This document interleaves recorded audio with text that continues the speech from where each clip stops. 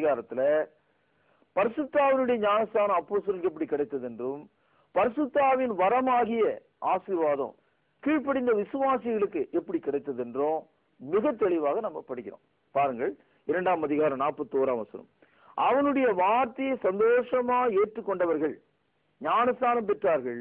அன்றைய தினம் ஏறக்குறைய 3000 பேர் சேர்த்துக் கொள்ளப்பட்டார்கள். 3000 பேர் பாவ மன்னிப்புக்குரிய ஞானஸ்தானத்தின் வழியாக அவர்கள் பரிசுத்த ஆவியை பெற்றுக் கொண்டார்கள்.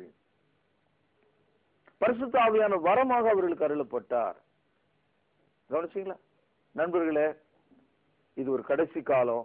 பேசுறவங்க பேசிக்கிட்டே இருப்பாங்க, ஏமாற்றிக்கிட்டே இருப்பாங்க, வஞ்சிக்கிறவங்க வஞ்சிக்கிட்டே இருப்பாங்க. ஒரு இருண்ட காலத்துல நாம் வாழறோம். இந்த வேதத்தை தூர எறிந்து விட்டு தங்களை உயர்த்தி கொள்கிற மக்கள் மத்தியில நாம் இருக்கிறோம். துணிந்து பொய் சொல்கிற தீர்க்கதரிசிகளையும் கள்ள உபதேசிகள் மத்தியில நாம் இருக்கிறோம். வேதத்தை வாசியுங்கள். வானமும் பூமியும் ஒழிந்து போகும், என்னுடைய வார்த்தைகளும் ஒழிந்து போகாதுன்னு சொன்னார். நான் வாசித்து காட்டின இந்த பகுதி என் கற்பனையிலிருந்து எதையுமே நான் உங்களுக்கு சொல்லல, என் அனுபவம் நான் சொல்லல, கர்த்தர் சொன்னார் நான் சொல்லல. வசனத்தை எடுத்து உங்களுக்கு வாசித்து காண்பித்தேன். நீங்களும் இந்த ஆசீர்வாதத்தை பெற்றுக்கொள்ள முடியும். நண்பர்களே, இதை உணர்ந்து கொள்ளும்படியாக ஆவியானவர் உங்களை ஆசீர்வதிப்பாராக. பிரார்த்தனை செய்வோம்.